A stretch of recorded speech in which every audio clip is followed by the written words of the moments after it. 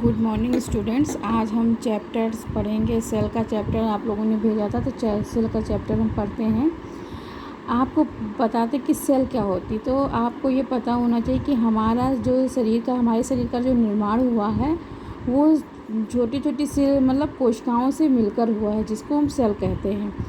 Cell cell और जो ये आपके प्लांट्स होते हैं, इनका भी निर्माण सेल से होता है, हमारे शरीर का भी निर्माण सेल से होता है। तो सबसे पहले बेसिक चीज़ हम जानते हैं कि जीव, हमारे सेल से जो जीव की उत्पत्ति है वो कैसे होती है। तो 20 आप लोगों को पता होगा कि किसी भी नए सेल के निर्माण में पहले दो चीज़ों की आवश्यकता है, स्पर्म एंड ओवम। तो मेन में स्पर्म पाया जाता है, लेडीज़ में ओवम पाया जाता है। 23 जोड़े स्पर्म जो होते हैं वो मेन में होते हैं, और 23 जो स्पर्म वो क्रोमोसोम्स होते हैं वो ओवम वो ओमेंस में होते हैं। ये जब दोनों मिलते हैं तो 46 क्रोमोसोम्स मिलकर एक नए सेल का निर्माण करते हैं, जो धीरे धीरे सेल इकट्ठा होते होते बहुत टिश्यू का रूप ले लेता है और बहुत सारे हमारे शरीर के अंग तंत्र और पूरे बॉडी का निर्माण कर देता है। तो 23 जोड़े जो हमारे 23 जोड़े वो क्रोमोसोम्स है, इसी में 22 जोड़ा जो होता है, 22वें जोड़े को क्या कहते हैं, ऑटोसोम्स कहते हैं। ऑटोसोम ये एक समान होते हैं। जो 23वां जोड़ा होता है उसे क्रोमोसोम्स कहते हैं। ठीक है। और ये जब दोनों का मतलब रिलेशन होता है तो ओवम लेडीज़ के एक ही जैसे शुक्राणुओं का निर्माण होता है, उसी तरह से लेडीज़ के शरीर में दो अंडवाहिनियाँ होती हैं, जिसमें से फर्स्ट मंथ जैसे बारी बारी से जो है दोनों से जो है ओवम का निर्माण होता रहता है, अपने को तैयार करती रहती है। और जो है निषेचन क्रिया जब होती, निषेचन क्रिया कब कहते हैं, तो निषेचन क्रिया जब दोनों रिलेशन होते हैं, वुमेन और वुमेन में जब रिलेशन होता है, उसके बाद ही 46 क्रोमोसोम्स मिलके जब नए सेल का निर्माण करते हैं। तो ये जो निषेचन की क्रिया होती है निषेचन की क्रिया जो होती है वो फवेलियन ट्यूब में होती है। और हर ओमेन में एक ही मतलब स्पर्म तो कई लाखों में होते, करोड़ों में स्पर्मों की संख्या होती है। बट ओमेंस के ओवम जो होता है वो 23 गुणसूत्र से मिलकर तो बना होता है, लेकिन एक एग रिलीज होता है जो फर्टिलाइज होकर एक नए सेल का निर्माण करता है। और वो एक एग को परिपक्व होने में मतलब पूर्णतः परिपक्व होने में जो है 14 डेज़ लग जाते हैं। 14 डेज़ बाद ही एग रिलीज़ होता है, और एग 14 डेज़ के बाद जब एग रिलीज़ होता है तब फर्टिलाइज हो जाता है, तभी नए सेल का निर्माण होता है। तो इस तरह से हमारे शरीर के निर्माण होता है, ये आप जान गए। तो सबसे पहले हमारे सेल की जो खोज हुई उसके बारे में, सेल की हमारे खोज 1665 में मृत कोशिका की खोज की थी रॉबर्ट हुक ने। इन्होंने मधुमक्खी के छत्ते से खोज की थी। और 1674 में लीवेनहॉक ने जीवित कोशिका की खोज की थी। छोटी कोशिका माइक्रोप्लाज्मो गैलेसोपार्टक होते हैं, जिसकी लंबाई अगर ध्यान दें तो 0.3 माइक्रोन की होती है, और 0.1 से 0.5 माइक्रोन मानी जाती है।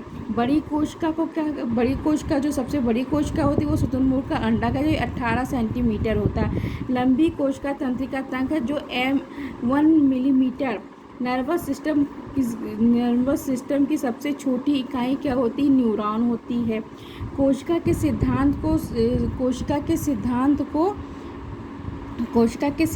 को शेल्डन एंड स्वान ने 1838 से 1839 में दिया। इनका मानना था, शेल्डन एंड स्वान का मानना था कि प्रत्येक जीव की उत्पत्ति किससे हुई है, प्रत्येक जीव की उत्पत्ति का निर्माण अनेक कोशिकाओं से मिलकर हुआ है। अब आप आ जाइए, आपको बताते हैं कि कोशिका का निर्माण कैसे होता। तो कोशिका के निर्माण में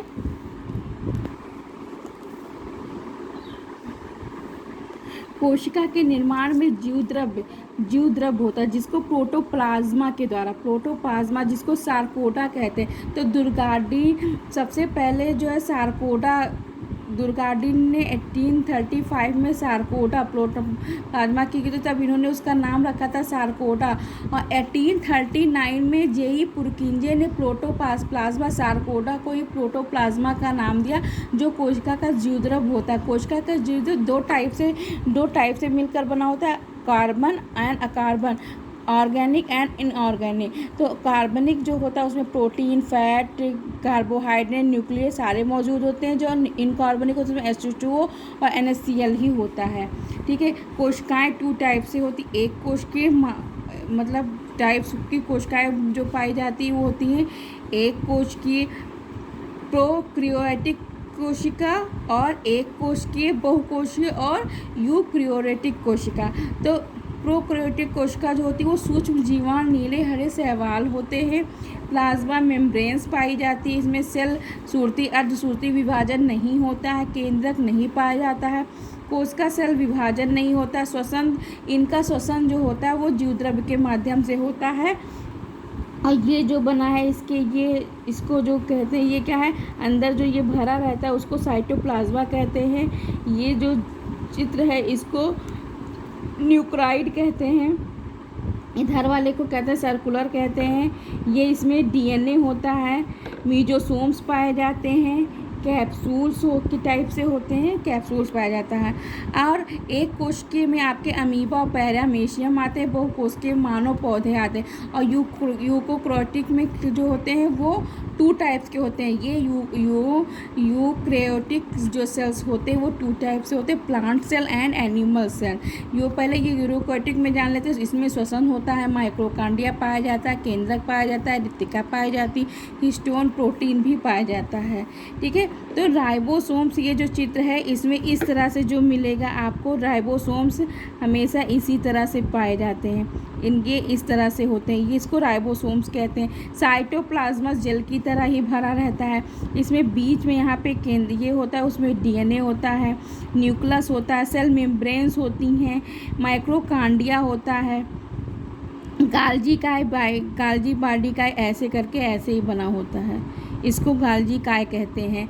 विक्यूल होता है, न्यूक्लियर होता है, ये सारे जो है यूकोक्रोटिक। प्लांट सेल क्या होते हैं,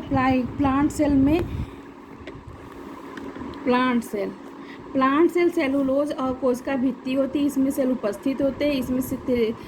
इसमें रिक्तिका एक जो सेल में 90% भाग को घेरे रहती है, इसमें सेंट्रोसोम्स नहीं होते, क्लोरोप्लास्ट उपस्थित होता है, लाइसोसोम नहीं पाया जाता, सिलिया भी नहीं पाया जाता, सेल वाल से घिरा रहता है। जो ये सेल वाल देख रहे हैं आप, इससे सेल वाल से घिरा रहता है और लाइसोसोम्स नहीं पाया जाता, सिलिया भी नहीं। क्लोरोप्लास्ट होता है जो इन पेड़ पौधों के खाना बनाने